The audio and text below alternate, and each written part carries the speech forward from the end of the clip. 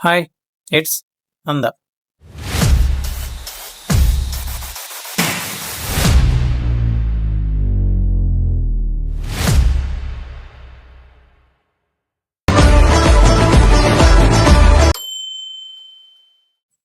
ఇదేంటి చేతిలో స్పూన్ అనుకుంటున్నారా? నా దగ్గర ప్రస్తుతానికి మైక్ కొనేంత బడ్జెట్ లేదు. సో, ఉన్నదాంతో మూవ్ ఆన్ అయిపోవాలి కాబట్టి నా దగ్గరున్న మినీ మైక్‌ని అయితే ఈ స్పూన్‌కి అటాచ్ చేశాను. సో, ఎలా ఉందో మీరే కామెంట్‌లో చెప్పండి. ఓకే.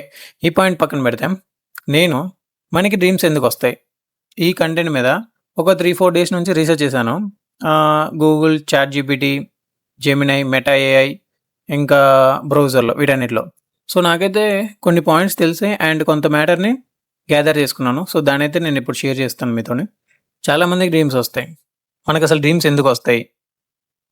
అండ్ మనకి కొన్ని పీడకలలొస్తాయి. అవెందుకొస్తాయి? సో, వీటన్నిటి గురించి మనమైతే వీడియోలో ఇప్పుడు తెలుసుకుందాం. ఓకేనా? మీరు మాక్సిమం వీడియోని స్కిప్ చేయకుండా చూడడానికి ట్రై చేయండి. అది నా మీద డిపెండ్ అయి ఉంటదిలెండి. ఎందుకంటే నేను లాగ్ చేశానంటే దాన్ని ఆటోమేటిక్‌గా మీరు స్కిప్ జేస్తారు. నేను పర్ఫెక్ట్ ఇచ్చానంటే ది బెస్ట్ మీరు స్కిప్ చేయకుండానే చూస్తారు. సో, నేనేదో చెప్పాలి కాబట్టి నా ప్రయత్నం. మాక్సిమం స్కిప్ చేయకుండా చూడడానికి ట్రై చేయండి. ఓకేనా? ప్లీజ్. ఓకే. ఇకపోతే మెయిన్ కంటెంట్‌లోకొస్తే మనకి డ్రీమ్స్ ఎందుకొస్తాయి? ఒక నిమిషం ఆలోచించండి. మన బాడీ బెడ్ మీద పడుకొని ఉంటుంది. మన ఐస్ క్లోజ్ అయ్యి ఉంటాయి. కానీ మన బ్రెయిన్ మాత్రం వేరే ప్రపంచంలో తిరుగుతూ ఉంటుంది. అందుకే కొన్నిసార్లు మనకి పరిగెడుతున్నట్టు అనిపిస్తుంది. కొన్నిసార్లు ఎగురుతున్నట్టు అనిపిస్తుంది. కొన్ని సార్లు అయితే సడెన్‌గా భయపడి నిద్రలేస్తాం. ఇలాంటప్పుడు కొన్ని డౌట్స్ వస్తాయి. అసలు మన బ్రెయిన్ ఈ డ్రీమ్స్‌ని ఎందుకు క్రియేట్ చేస్తుంది? డ్రీమ్స్ అంటే మెమోరీసా? ఈ క్వెషన్స్‌కన్నిటికి ఆన్సర్స్ ఇప్పుడు ఈ వీడియోలో మాట్లాడుకుందాం. నేను ఈ 3, 4 డేస్ రిసర్చ్ చేశాను కదా! సో, అయితే నాకు మాత్రం అన్నిట్లలో ఒక కామన్ పాయింట్ దొరికింది. అదేంటంటే నేను సేమ్ కామన్ పాయింట్‌ని చాట్‌జీపీటీలో చూసాను, మెటా ఏఐ చూసాను, ఇంకా గూగుల్ బ్రౌజర్ అన్నిట్లలో చూసాను. అదేంటంటే ఇది చాలా మందికి తెలీదు. అండ్ ఈవెన్ నాకు కూడా తెలీదు. నేను అవన్నీ సెర్చ్ చేసాకే నాకు కూడా తెలుసు ఈ విషయం. ఏంటంటే ఒక పర్సన్ తన లైఫ్‌లో 6 ఇయర్స్ డ్రీమ్‌ని చూస్తాడు. అంటే ఇప్పుడు నీ లైఫ్‌లో నువ్వు పుట్టిన దగ్గర నుంచి చనిపోయేంత వరకు నీకొచ్చే డ్రీమ్స్ మొత్తాన్ని కలిపితే 6 ఇయర్స్ టైం ఉంటుంది. అంటే నీ లైఫ్‌లో 6 ఇయర్స్ టైం మొత్తం డ్రీమ్స్‌కే సరిపోతుంది. మన లైఫ్‌లో 6 ఇయర్స్ డ్రీమ్సా? ఒక 6 ఇయర్స్ మొత్తం డ్రీమ్స్‌కి పోతుందా? సో, ఇది నాకు నమ్మాలనిపించలేదు. బట్ అన్నిట్లలో చెక్ చేశాక ట్రస్ట్ చేశాను. ఇక్కడ కొంతమందికి డౌట్ రావచ్చు. కొంతమంది అంటూ ఉంటారు నాకసలు కలలే రావు అని. కానీ రియాలిటీ ఏంటంటే ప్రతి ఒక్కరికి కలలొస్తాయి. కానీ 90% కలల్ని మనం మార్నింగ్ లేవగానే మర్చిపోతాం. అందుకే చాలామంది నాకు కలలు రావు అనుకుంటారు. కానీ రియాలిటీలో ప్రతి ఒక్కరికి కలలొస్తాయి. ఇకపోతే మన బ్రెయిన్‌కి రెస్ట్ ఉంటుందా? నిద్రపోతున్నప్పుడు మన బాడీ రెస్ట్ తీసుకుంటుంది. మరి మన బ్రెయిన్ తీసుకోదు. మన brain day and night work చేస్తుంది. మనం డే టైమ్‌లో చూసినవి, వినిన సౌండ్స్ ఇంకా కొత్త ఫేసెస్‌ని చూస్తాం. కొత్త సౌండ్స్ వింటాం. మూవీస్ వాచ్ చేస్తాం. సో, వీటన్నిటిని బ్రెయిన్ కలెక్ట్ చేస్తుంది. మన బ్రెయిన్ ఆ కలెక్ట్ చేసిన మొత్తాన్ని నైట్ టైమ్‌లో అరేంజ్ చేస్తుంది. సింపుల్‌గా చెప్పాలంటే నీ దగ్గరున్న మొబైల్ గ్యాలరీలో ఒక 10,000 ఫోటోస్ ఉన్నాయనుకో. వాటిని ఫైల్స్‌లో అరేంజ్ చేయాలంటే టైం పడుతుంది కదా! సో, అలాగే మన బ్రెయిన్ కూడా మన మెమోరీస్‌ని అరేంజ్ చేయడానికి టైం పడుతుంది. ఆ ప్రాసెస్‌లోనే డ్రీమ్స్ క్రియేట్ అవుతాయి. సో, మీకు అర్థమైందనుకుంటా మనకి డ్రీమ్స్ ఎందుకు క్రియేట్ అవుతాయనేది. ఇకపోతే మీకెప్పుడైనా ఇలా డ్రీమ్ వచ్చిందా? అంటే నువ్వు మార్నింగ్ లేచి ఆఫీస్‌కి వెళ్ళాలి అనుకుంటున్నావు. సడెన్‌గా నీకొక డ్రీమ్‌లో స్కూల్‌లో ఉన్నట్టు అనిపిస్తుంది. తర్వాత అక్కడి నుంచి వెంటనే బీచ్‌లో ఉన్నట్టు, తర్వాత ఎగురుతున్నట్టు, తర్వాత పరిగెడుతున్నట్టు. అంటే సిట్యుయేషన్స్‌కి సంబంధం లేకుండా వెంటనే చేంజ్ అవుతూ ఉంటది. అంటే ఒకదానికి ఇంకో దానికి సంబంధం ఉండదు. అవి సీన్స్ చేంజ్ అవుతూ ఉంటాయి. సో, ఇలా మీకెప్పుడైనా డ్రీమ్ వచ్చిందా? సో, ఒకవేళ ఎవరికైనా ఇలా డ్రీమ్స్ వచ్చుంటే నాకైతే ఎప్పుడు ఇలాగా వచ్చుండొచ్చు. కానీ నాకు అంత ఐడియా లేదు. ఆహ్, పక్కన సాంగ్స్ పెట్టారు. అవి వినపడుతున్నాయో లేదో నాకు తెలీదు. మీకేమన్నా డిస్టర్బింగ్‌గా అనిపిస్తే ఐయామ్ సారీ. నాకంత మంచి బ్యాక్‌గ్రౌండ్ లేదు. సో, ఉన్న దాంట్లో నేను చేస్తున్నాను. కొంచెం అడ్జస్ట్ అవ్వండి. ఓకేనా? మనకిలాగా సిట్యుయేషన్స్‌కి సంబంధం లేకుండా డ్రీమ్స్ రావడానికి రీజన్ ఏంటంటే, మన బ్రెయిన్ డ్రీమ్స్‌ని క్రియేట్ చేసేటప్పుడు మెమరీ పీసెస్‌ని మిక్స్ చేస్తుంది. ఎలా అంటే, ఒక ఎడిటరు డిఫరెంట్ క్లిప్స్‌ని కలిపినట్టు. అలాగే బ్రెయిన్ కూడా డిఫరెంట్ సీన్స్‌ని కలిపి కొత్త స్టోరీ క్రియేట్ చేస్తుంది. అందుకే డ్రీమ్స్ కొన్ని నాన్‌సెన్స్‌గా అనిపిస్తాయి. అంటే అర్థం లేకుండా అనిపిస్తాయి. అంటే ఒకదానికి సంబంధమే ఉండదు. సో, ఇలాగొస్తాయి మనకు కొన్ని డ్రీమ్స్. ఇకపోతే ఇది మెయిన్ ఇంపార్టెంట్ టాపిక్ అనమాట. ఎందుకంటే ఇలాంటి డ్రీమ్స్ 90% పీపుల్‌కి వస్తూనే ఉంటాయి. ఆల్మోస్ట్ ఈ వీడియో చూస్తే మీలో కూడా చాలా మందికి డ్రీమ్స్ వచ్చుండొచ్చు. ఏంటంటే పీడ కలలు. నైట్‌మేర్. Nightmare dreams అసలెందుకొస్తాయి?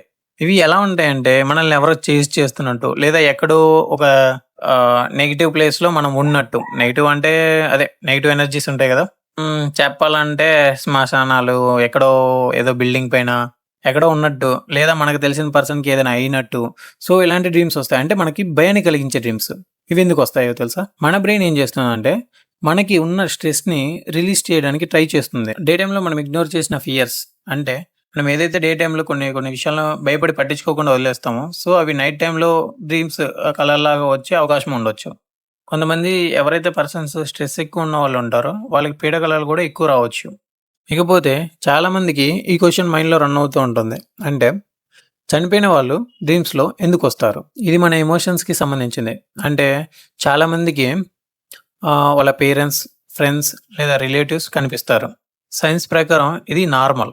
ఎందుకంటే మన మెమోరీస్‌లో వాళ్ళకి స్పెషల్ ప్లేస్ ఉంటుంది.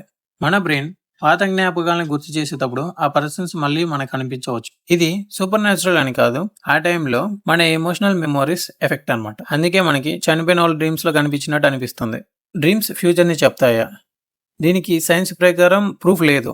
సో, ఇలా ఎందుకు అనిపిస్తుందంటే మన బ్రెయిన్ చాలా డీటెయిల్స్‌ని అబ్జర్వ్ చేస్తుంది.